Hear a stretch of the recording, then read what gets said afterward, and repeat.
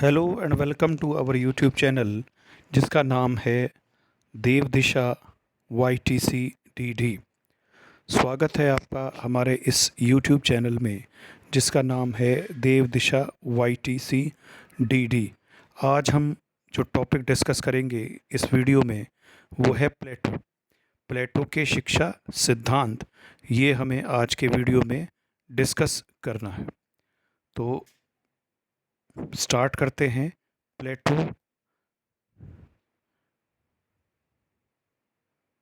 प्लेटो का अगर थोड़ा सा परिचय दें तो प्लेटो का जन्म 428 या 427, ये अलग अलग विचारक हो जाते हैं, ईसा पूर्व एथेंस में हुआ था। और इनकी मृत्यु जो हुई थी 348 347 ईस्वी पूर्व में हुई थी। तो ये हालांकि प्रश्न बनना इस पर बहुत मुश्किल है। इतना ज़रूर हो सकता है कि उनके जन्म कहाँ हुआ था, तो एथेंस में उनका जन्म हुआ। बाकी इनकी जन्म या मृत्यु का वर्ष पूछा जाए, इसकी संभावना कम है। इसके बाद अगला प्रश्न आ जाएगा, प्लेटो का वास्तविक नाम क्या था। तो प्लेटो का वास्तविक नाम एरिस्टोक्लीज था। अगर इसमें प्रश्न बनता है तो उल्टा होके बनेगा। आपको ये कभी नहीं पूछा जाएगा कि प्लेटो का वास्तविक नाम क्या था, बल्कि ये पूछा जाएगा इनमें से किसे एरिस्टोक्लीज नाम से पुकारा जाता था, या इनमें से किसका वास्तविक नाम एरिस्टोक्लीज होगा, और नीचे 4 ऑप्शन दिए होंगे। तो इस तरह से इसके प्रश्न की बनने की संभावना हो सकती है। अब इसका जो नाम था, वास्तविक नाम तो एरिस्टोक्लीज था, लेकिन ये जो प्लेटो नाम था वो एक उसके शिक्षक द्वारा दिया गया था, और शिक्षक ने इसको नाम दिया था प्लाटोन। और प्लाटोन धीरे धीरे जो इनका शरीर का आकार था उसको देखते हुए, ये लंबे चौड़े थे, मोटे थे, तो आपका इसीलिए उन्होंने, और चपटे से थे, तो माथा वाथा चपटा, तो इस तरह से इनका नाम पड़ गया प्लाटून, और प्लाटोन ही धीरे धीरे आपका प्लेटो हो गया। इसके बाद प्लेटो के जो गुरु थे वो थे आपका सुकरात। तो इसमें यहाँ पर थोड़ी सी ट्रिक आप यूज़ कर सकते हैं। इसका एक कोड बन जाएगा SPA। एस मतलब सुकरात, पी मतलब प्लेटो, और ए मतलब अरस्तु, यानी स्पा। स्पा कोड से आप गुरु शिष्य को याद रख सकते हैं। सबसे ऊपर एस है यानी सुकरात है। सुकरात के शिष्य कौन है? प्लेटो। और प्लेटो के शिष्य कौन है? अरस्तु। तो इस तरह से ये कोड बन जाएगा स्पा, जिसमें कि सबसे ऊपर गुरु हैं सुकरात, सुकरात के शिष्य हो गए प्लेटो, प्लेटो के शिष्य हो गए अरस्तु। अब इसी ट्रिक से आप इनकी जो शिक्षण विधि है वो याद रख सकते हैं। जैसे आपका स्पा मैंने बताया, तो स्पा में शिक्षण विधि याद रख सकते हैं, सुकरात है। सुकरात की आपका शिक्षण विधि पी पर है, यानी प्रश्नोत्तर विधि। और प्लेटो की प्रश्नोत्तर विधि इंटरचेंज होगी है, एस से स्टार्ट होती है, संवाद विधि। संवाद मतलब हिंदी में आप कर देंगे संवाद विधि। तो प्लेटो जो है उसकी शिक्षण पद्धति सा से शुरू होती है, और आपका सुकरात की जो शिक्षण विधि है उसकी शुरुआत पा से होती है। तो प्लेटो वाला पा उधर चला गया प्रश्नोत्तर विधि में, और सुकरात वाला सा संवाद विधि में चला गया। तो अगर आप देखोगे SPA, सुकरात का शिष्य प्लेटो, प्लेटो का शिष्य अरस्तु। अब सुकरात की शिक्षण विधि अगर आपसे पूछे तो आप पी से स्टार्ट करो, यानी पा से स्टार्ट करो, तो ये हो जाएगी प्रश्नोत्तर विधि। क्या हो जाएगी? प्रश्नोत्तर विधि। और प से आपका हो जाएगा प्लूटो, और लेकिन इसकी शिक्षण विधि आप शुरू करोगे स से, तो ये शिक्षण विधि है संवाद विधि।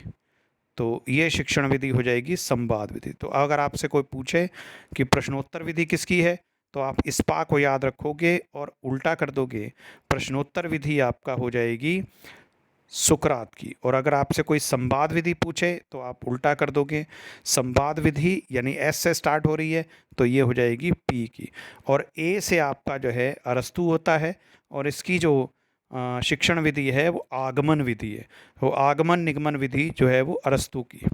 तो इस तरह से आप इस ट्रिक से, SPA ट्रिक से, एक तो गुरुओं का क्रम ध्यान रख सकते हैं कि कौन किसका गुरु था या कौन किसका शिष्य था, और एक आपका शिक्षण विधि का भी ट्रिक आप ध्यान रख सकते हैं। अब जो प्लेटो था वो मूलतः राजनीतिक दार्शनिक था, और ऐसा माना जाता है कि पूरे विश्व के यानी सबसे पहले दार्शनिक आपका प्लेटो थे। सबसे पहले दार्शनिक कौन थे? प्लेटो थे। अब हमको जो पढ़ना है वो प्लेटो की शिक्षा सिद्धांत को पढ़ना है। तो प्लेटो ने एक स्कूल खोला था जिसको कहा जाता था प्लेटोनिक एकेडमी या द एकेडमी। और प्लेटो कुछ दिन इजारान टापू पर चले गए थे, फिर उनके मित्र उनको वहाँ से वापस लौटा कर लाए थे। और प्लेटो ने अपने शिष्यों की सहायता से 386 बीसी पूर्व, इसमें सन इम्पोर्टेंट हो सकता है कि वो पूछे कि जो प्लेटो की पहली यूनिवर्सिटी थी या प्लेटो का जो एकेडमी थी वो किस वर्ष बनी थी। तो 386 बीसी में एथेंस में बनी थी। एक शिक्षण संस्थान प्लेटो ने खोला था। यह प्लेटो की प्रसिद्ध एकेडमी, इसको कहा जाता था एकेडमी। ये पहली शिक्षण संस्था थी जिसे यूरोप का प्रथम विश्वविद्यालय होने का गौरव प्राप्त है। तो इस तरह से प्लेटो का एक जो यूनिवर्सिटी थी या प्लेटो की जो एकेडमी थी उसका नाम था प्लेटोनिक एकेडमी या द एकेडमी। ये कब खोली गई थी? 386 बीसी में। कहाँ खोली गई थी? एथेंस में। और ये माना जाता है कि यूरोप का पहला यूनिवर्सिटी थी। और इस प्लेटो की एकेडमी के एंट्रेंस पर ही लिख रखा था कि ज्योमिति यानी मैथमेटिक्स से अनभिज्ञ किसी भी व्यक्ति को यहाँ प्रवेश ना करने दे। तो ये आपका प्लेटो की एकेडमी के बाहर लिखा रहता है। इसमें भी कई बार क्वेश्चन बना रहता है कि प्लेटो की एकेडमी के बाहर क्या लिखा रहता था। तो ज्योमिति से अनभिज्ञ किसी भी व्यक्ति को यहाँ प्रवेश ना करने दे, ऐसा प्लेटो की एकेडमी के बाहर लिखा रहता। अब आ गया प्लेटो की रचनाएं। तो प्लेटो की रचनाएं को 4 भागों में बांटा जाता है। ये 4 वर्ग में पहला वर्ग है प्रथम वर्ग, मतलब जब उन्होंने सुकरात के विचारों को ही दुनिया के सामने अपनी भाषा में रखा था। इसमें एपोलॉजी है, क्रीटो है, यूथिफो है और जॉर्जियस है। ये इनकी रचनाएं हैं। इसके बाद द्वितीय वर्ग में 380 बीसी पूर्व में मीनो है, प्रोटागोट्स है और आपका सिंपोजियम है, फ्रेडो है, रिपब्लिक है और फ्रेड्स है। रिपब्लिक आपका जो है सबसे फेमस इनकी बुक है।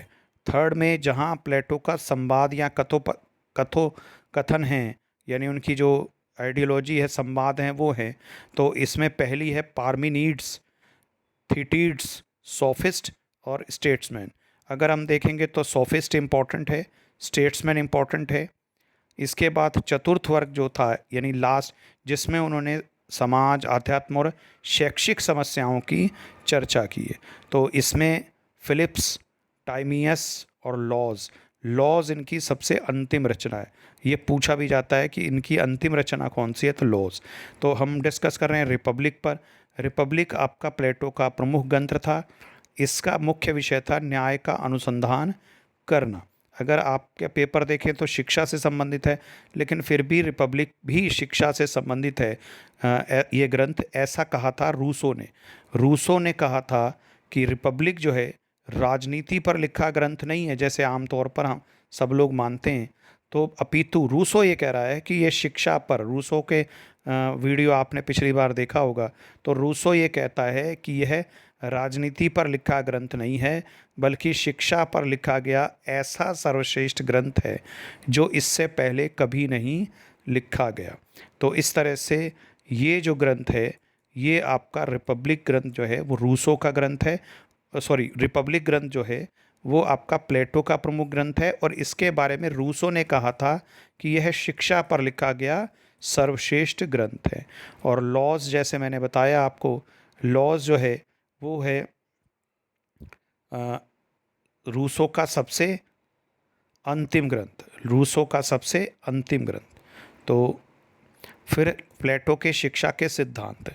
तो प्लेटो ने शिक्षा के बारे में क्या कहा, तो उसको भी थोड़ा डिस्कस करना पड़ेगा। शिक्षा को उन्होंने सामाजिक बुराइयों को नष्ट करने का प्रयत्न कहा है। यानी उन्होंने कहा था कि शिक्षा क्या है, सामाजिक बुराइयों को नष्ट करने का प्रयत्न है। जैसा हम देखते हैं कि जब शिक्षा आई तो हमारे देश में भी सती प्रथा, बाल हत्या, जातिवाद, ये सब खत्म होना शुरू हो गया। तो यही वो कह रहे हैं कि शिक्षा सामाजिक बुराइयों को नष्ट करने का प्रयत्न है और त्रुटिपूर्ण जीवन सुधारने की एक योजना है। तो शिक्षा क्या करती है? हमारे त्रुटिपूर्ण जीवन को सुधार देती है। शिक्षा बौद्धिक बुराइयों को दूर करने के लिए बौद्धिक उपचार है। शिक्षा के इन्होंने दो रूप बताए थे, एक दो पक्ष बताए थे, एक दार्शनिक पक्ष और एक सामाजिक पक्ष। दार्शनिक पक्ष में कहते हैं कि जो शिक्षा है वो सत्य के दर्शन का एक साधन है और यह सत्य क्या है? आत्मा का दर्शन है। जबकि सामाजिक पक्ष क्या कहता है? शिक्षा एक सामाजिक प्रक्रिया है जो व्यक्तियों को समाज के प्रति कर्तव्यों का ज्ञान कराती है। तो जो हमारे समाज के प्रति कर्तव्य हैं, इनका ज्ञान कौन करा रही है? शिक्षा करा रही है। तो अगर हम इनमें से क्वेश्चन को देखेंगे तो इस तरह के क्वेश्चन किस तरह से बन सकते हैं? तो वो कहेगा इनमें से क्या प्लेटो के अनुसार शिक्षा का उद्देश्य है या शिक्षा है? तो उसमें चार ऑप्शन ये बन सकते हैं कि शिक्षा सामाजिक बुराइयों को नष्ट करने का माध्यम है, त्रुटिपूर्ण जीवन को सुधारने की योजना है, बौद्धिक बुराइयों को दूर करने के लिए बौद्धिक उपचार है। फिर वो लास्ट में तीसरे के बाद चौथा ऑप्शन कह देगा उपयुक्त सभी। अब जो इसकी शिक्षा पद्धति थी उसको हम जानने से पहले वो हम डिस्कस करना चाहेंगे एथेंस की शिक्षा व्यवस्था और स्पार्टा की शिक्षा व्यवस्था, जिसका कि अध्ययन प्लेटो ने किया था, फिर उसके बाद अपना शिक्षा पद्धति दी थी। तो एथेंस में जो शिक्षा पद्धति थी वो परिवार का दायित्व होता था। वो शिक्षा व्यवस्था परिवार का दायित्व समझा जाता था, जबकि स्पार्टा में शिक्षा व्यवस्था राज्य का दायित्व माना जाता था। शिक्षा व्यवस्था पर राज्य का नियंत्रण नहीं होता था एथेंस में, जबकि शिक्षा व्यवस्था पर राज्य का नियंत्रण स्पार्टा में होता था। इसके बाद अगर देखेंगे तो 7 वर्ष पूर्व होने के प्राप्त करते ही बच्चे को राज्य के नियंत्रण में ले लिया जाता था। अब तीसरा अंतर दोनों में क्या होता है? एथेंस में क्या होता था? लड़कियों को घरेलू आवश्यकताओं की ही शिक्षा दी जाती थी, जबकि स्पार्टा में स्त्री और पुरुष दोनों के लिए समान शिक्षा होती थी। इसमें विवेक पक्ष पर अधिक ध्यान दिया जाता था, जबकि स्पार्टा अपने चारों तरफ दुश्मनों से घिरा होता था, इसीलिए वो कठोर सैन्य प्रशिक्षण पर अधिक जोर देते थे। विवेक का अभाव होता था इनकी शिक्षा प्रणाली में। इसी कारण ये लोग वीर बहादुर तो होते थे लेकिन विवेकवान या विवेकशील व्यक्ति नहीं होते थे। तो स्पार्टा और एथेंस की शिक्षा पद्धति का अध्ययन पहले प्लेटो ने किया, उसके बाद अपनी शिक्षा पद्धति या अपनी शिक्षा व्यवस्था को प्रकट किया। उन्होंने जो एथेंस और स्पार्टा की अच्छाइयाँ थी दोनों शिक्षा पद्धतियों की, उसका जो मिक्सचर था वो उसका जो मिला जुला रूप था वो अपनी शिक्षा व्यवस्था में प्रस्तुत किया। उनकी जो शिक्षा पद्धति थी वो कहती थी कि शिक्षा का उद्देश्य है संपूर्ण व्यक्तित्व का विकास करना। और प्लेटो की शिक्षा व्यवस्था के दो भाग बताए, एक प्रारंभिक शिक्षा और उच्च शिक्षा। प्लेटो की शिक्षा थोड़ा सा कि प्लेटो की शिक्षा व्यवस्था किन के लिए थी? वो शिक्षा केवल संरक्षण वर्ग को ही देना चाहता था। संरक्षण वर्ग में दो वर्ग आते थे, शासक वर्ग और सैनिक वर्ग। शासक वर्ग को वो शिक्षा देता था 50 वर्ष तक और सैनिक वर्ग को देता था 30 वर्ष तक। इस तरह से प्लेटो की जो शिक्षा थी वो बहुत लंबी चलने वाली एक प्रक्रिया थी। इसीलिए इसकी आलोचना की जाती है कि 50 साल तक तो लोग पढ़ते रहें, तो ऐसा व्यवहारिक लगभग नहीं हो पाता है। इसके बाद आपका प्लेटो का जो स्त्री शिक्षा संबंधी विचार थे वो आपका सकारात्मक थे। प्लेटो जो है स्त्री और पुरुष दोनों के लिए समान शिक्षा की व्यवस्था करता था। अब प्लेटो की शिक्षा व्यवस्था को हम देखते हैं दो हिस्सों में, एक प्रारंभिक शिक्षा और एक उच्च शिक्षा। तो प्लेटो कहता है कि प्रारंभिक शिक्षा 6 वर्ष से 20 वर्ष। ये आपको आ सकता है पेपर में कि प्लेटो ने प्रारंभिक शिक्षा के वर्ष कब तक बताएं, तो 6 से 20 वर्ष तक। और ये शिक्षा संरक्षक वर्ग, जिसमें अभी मैंने बताया था शासक और सैनिक आते थे, उनके बच्चों के लिए, सभी के लिए अनिवार्य थी।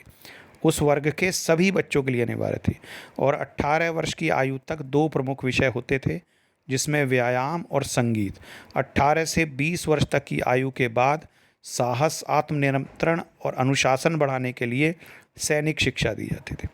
तो इस शिक्षा पद्धति का उद्देश्य था, प्रारंभिक शिक्षा का उद्देश्य था सभी व्यक्तियों को श्रेष्ठ नागरिक बनाना। अब 20 साल तो यहाँ हो गए। इसके बाद जिसमें उच्च सैनिक शिक्षा दे दी 18 से 20 साल तक। इसके बाद उच्च शिक्षा में अब 20 साल के बाद उच्च शिक्षा की तरफ जाना है, लेकिन उच्च शिक्षा केवल प्रतिभा संपन्न लोगों के लिए ही इसने अलाउ की। प्रारंभिक शिक्षा 20 साल तक दी, उसके बाद एक टेस्ट होगा, एक बौद्धिक व क्रियात्मक परीक्षा होगी, जैसे आजकल होती है CUET या इस तरह से। तो अब आपको अगर जो इसमें अनुत्तीर्ण होगा, 20 वर्ष के बाद एक परीक्षा होगी, जो अगर अनुत्तीर्ण होगा, प्रारंभिक शिक्षा के बाद एक टेस्ट होगा, जो अनुत्तीर्ण होगा उसे सैनिक या उत्पादक वर्ग में कृषक, मजदूर, शिल्प व्यापारी के रूप में ये कार्य करेंगे। आज भी ऐसे ही होता है। जो इसी लेवल पर अटक जाते हैं 12th लेवल तक, वो आपका इसी में से ही कोई एक व्यवसाय करने लगते हैं। इसके बाद हायर एजुकेशन यानी उच्च शिक्षा में जाने के लिए इस परीक्षा को जो उत्तीर्ण करते थे वो आगे की ओर प्रवेश उनको मिलता था। तो इसके बाद फिर वो 10 साल पढ़ते थे, यानी 20 साल से 30 साल हो जाते थे। फिर वो परीक्षा देते थे। अब इसमें जो अनुत्तीर्ण हो गए उनको आपका अधिकारी बनाते थे, लेकिन निचले स्तर का अधिकारी। फिर उत्तीर्ण जो कर रहे थे 30 साल के बाद, उनको 5 साल तक द्वंद्व और तर्क की शिक्षा दी जाती थी, तो 35 साल एज हो जाती थी। 35 साल एज होने के बाद फिर 15 साल उन्हें और शिक्षा दी जाती थी, जिसमें राजनीतिक दांव पेच ये सब, एक शासक वर्ग की शिक्षा दी जाती थी, जिस तरह से वो 50 वर्ष तक शिक्षा ग्रहण करते रहते थे। तो 50 वर्ष के बाद आप जब वो शिक्षा ग्रहण कर लेते थे तो उन्हें शासक वर्ग में सम्मिलित किया जाता था। तो ये प्लेटो की शिक्षा पद्धति थी, जिसको मोटे तौर पर 2 भागों में बांटा गया। एक प्रारंभिक शिक्षा जो 6 वर्ष से 20 वर्ष तक चल रही है, और फिर 20 से 50 वर्ष तक चल रही है हायर एजुकेशन यानी उच्च शिक्षा। लेकिन इसके लिए आपको क्या देना पड़ेगा, एक टेस्ट देना पड़ेगा, ऐसा प्लेटो कहता था। और जो 50 वर्ष तक शिक्षा पूरी कर लेता था वो शासक वर्ग में सम्मिलित हो जाता था। अब प्लेटो की शिक्षा व्यवस्था की विशेषताएं, तो चरित्र निर्माण पर बल। प्लेटो की जो शिक्षा है वो चरित्र निर्माण पर बल देती है। ये राज्य द्वारा नियंत्रित है और अनिवार्य शिक्षा, जैसे अब हमारे यहाँ भी अनिवार्य शिक्षा है। 1 अप्रैल 2010 से 6 से 14 वर्ष तक के आयु वर्ग के सभी बच्चों को मुफ्त व अनिवार्य शिक्षा दिए जाने का प्रावधान है। तो ये उसी समय, आज से देखो हज़ारों साल पहले प्लेटो ने ये कह दिया था कि सबके लिए अनिवार्य शिक्षा, लेकिन वो अनिवार्य शिक्षा सिर्फ संरक्षक वर्ग के लिए थी। स्त्री पुरुष दोनों को समान शिक्षा, ये प्लेटो का अगली शिक्षा व्यवस्था का प्रमुख विशेषता है। प्लेटो अपनी शिक्षा व्यवस्था में सर्वांगीण विकास पर बल देता है, यानी ऑल अराउंड डेवलपमेंट होना चाहिए। शिक्षा राज्य का कर्तव्य है, जैसे आज भी हमारे संविधान में पहले था अनुच्छेद 44 में। तो अनुच्छेद 44 में शिक्षा को माना गया था कि ये हमारा शिक्षा क्या है, शिक्षा मूल अधिकार नहीं है बल्कि मौलिक कर्तव्य में शामिल किया गया था। फिर आप जानते ही हैं शिक्षा को बना दिया गया एक मौलिक अधिकार। इसके बाद देखेंगे शिक्षा के विभिन्न पक्ष तथा उद्देश्य। तो जो प्लेटो की शिक्षा व्यवस्था थी उसके पक्ष थे और हर पक्ष के उद्देश्य थे। यानी व्यक्ति पक्ष अगर देखेंगे एक पर्सन के तौर पर, तो प्लेटो की शिक्षा सद्गुण का विकास करती है और अच्छा व्यक्ति बनाने में सहायता बनाती है। सामाजिक पक्ष प्लेटो की शिक्षा व्यवस्था का क्या था कि इसमें विभिन्न पक्षों में समन्वय स्थापित करती है, सामाजिक न्याय को उद्देश्य को प्राप्त करने में सहायता देती है। तो ये प्लेटो की शिक्षा का सामाजिक पक्ष था और सामाजिक कर्तव्यों की पूर्ति करने की भावना भी प्लेटो की शिक्षा सिखाती है। इसके बाद प्लेटो की शिक्षा का राजनीतिक पक्ष क्या था। प्लेटो की शिक्षा का राजनीतिक पक्ष था कि शिक्षा व्यक्ति और समाज के हितों में समन्वय स्थापित करती है। शिक्षा व्यक्ति को सद व्यक्ति बनाने के साथ साथ सद नागरिक भी बनाती है। इसके बाद सैद्धांतिक व प्रायोगिक शिक्षा, तो प्लेटो कहता है कि दोनों प्रकार की शिक्षा ही जरूरी है। इसके बाद प्लेटो कहता है शिक्षा जीवन पर्यंत चलती रहती है। तो वो कहता है कि सीख हमेशा, प्लेटो कहता है कि सीख जीवन पर्यंत मिलती रहनी चाहिए। अब शिक्षा के उद्देश्य क्या हैं? शिक्षा के राजनीतिक उद्देश्य हैं, यानी जो संरक्षक वर्ग था उसे कार्यों में विशेषज्ञ बनाना। इसके बाद सामाजिक उद्देश्य क्या था? संरक्षण वर्ग में साहस की भावना भरना, शारीरिक व आत्मिक विकास करना, ये शिक्षा का उद्देश्य था इनके। व्यक्तित्व का विकास करना। अब प्लेटो की शिक्षा सिद्धांत की आलोचना भी होती है। पहली आलोचना तो यही है कि इसने अभिभावक वर्ग या संरक्षण वर्ग के लिए ही शिक्षा को खोला था, और इसकी शिक्षा 50 साल तक चलने वाली शिक्षा थी, जो एक बहुत लंबी और खर्चीली प्रक्रिया। और इसमें साहित्य की उपेक्षा की गई थी, केवल राजनीति और सैन्य भावना को ही प्रमुखता दी गई थी। शिक्षा राज्य द्वारा नियंत्रित बताई गई इन्होंने। तो यह जब राज्य द्वारा नियंत्रित कोई शिक्षा प्रणाली होती है तो वो व्यक्ति की स्वायत्तता के लिए घातक होती है, ऐसा माना जाता है। तो व्यक्ति की स्वायत्तता के लिए ज़रूरी है कि शिक्षा जो राज्य से के नियंत्रण से मुक्त हो। इसीलिए इनकी आलोचना की जाती है कि प्लेटो राज्य द्वारा नियंत्रित शिक्षा को बढ़ाने की बात करते हैं। अब प्लेटो से जुड़ी उक्तियां कुछ हैं। सबसे पहले तो है मैक्सी ने कहा था कि सुकरात ने प्लेटो के रूप में फिर शरीर धारण किया है। अभी मैंने आपको एक कोड बताया था SPA। तो सुकरात के जो शिष्य थे वो प्लेटो थे और प्लेटो के शिष्य थे अरस्तु। तो सुकरात के विचारों को ही प्लेटो ने शुरुआती दौर में प्रस्तुत किया था। इसीलिए मैक्सी ने कहा है कि सुकरात ने प्लेटो के रूप में फिर से शरीर धारण किया है, क्योंकि प्लेटो उनके शिष्य थे सुकरात के, और सुकरात के विचारों को ही प्लेटो ने अपनी पुस्तकों में, जो प्रथम श्रेणी की पुस्तकें थी, प्रथम वर्ग की पुस्तकें थी, उसमें सुकरात के ही विचारों को ही प्रस्तुत किया था। इसीलिए मैक्सी ने कहा कि सुकरात ने प्लेटो के रूप में फिर शरीर धारण किया है। फिर आगे है सामाजिक शिक्षा ही सामाजिक न्याय का साधन है, ये प्लेटो ने कहा था। तो ये बड़ा अच्छी कोटेशन है कि सामाजिक शिक्षा ही सामाजिक न्याय का साधन है। फिर प्लेटो है शिक्षा बौद्धिक रोगों के लिए बौद्धिक उपचार है। इसके बाद प्यार एक गंभीर मानसिक रोग है। तो आजकल के लिए ये काफ़ी अच्छी कोटेशन है, प्यार एक गंभीर मानसिक रोग है, तो इससे बचना ही चाहिए। राजनीति में भाग लेने से इनकार करने का दंड यह है कि आप अंततः अपने से कमतर लोगों द्वारा शासित हो जाते हैं। तो आज के दौर में ये भी कोटेशन आपको सत्य दिखाई देती होगी। और जो पढ़े लिखे लोग होते हैं सामान्यतः वो वोट करने नहीं जाते, और आपका जो कम पढ़े लिखे या यद्यपि वो राजनीतिक रूप से जागरूक होते हैं तभी तो वोट डालने जाते हैं, और जो पढ़े लिखे अमीर लोग होते हैं वो आपका वोट डालने नहीं जाते। इसका नतीजा ये निकलता है कि वो जाति और धर्म के नाम पर ऐसे लोगों को जिता देते हैं जो योगदान करने, जो कोई समाज का या राष्ट्र की तरक्की में योगदान करने की अपेक्षा अपनी जाति और धर्म की बात ही करते रहते हैं। आज की राजनीति में, भारत की राजनीति में काफ़ी प्रासंगिक ये टिप्पणी है प्लेटो की। और आगे लिख रखा है, और सुकरात आत्मा का भोजन क्या है? आत्मा का भोजन है, मैंने निश्चय ही ज्ञान आत्मा का भोजन है। तो मैंने कहा निश्चय ही ज्ञान आत्मा का भोजन है। इसके बाद आत्मा आवश्यकता आविष्कार की जननी है। ये कोटेशन आपने बहुत सुनी होगी। ये कोटेशन भी प्लेटो की है। प्लेटो ने कहा था आवश्यकता ही आविष्कार की जननी है। Necessity is the mother of invention. तो ये प्रमुख उक्तियां भी हो गई जो प्लेटो की हैं। अब आप इसको देख सकते हैं वीडियो में। प्लेटो आपके UKSSC असिस्टेंट टीचर यानी LT ग्रेड एग्जामिनेशन में एक विचारक के रूप में काफ़ी हद तक हमने इसमें प्लेटो के विचारों को कवर कर दिया है। इस पर आधारित प्रश्न पत्र अगले वीडियो में भेजे जाएंगे।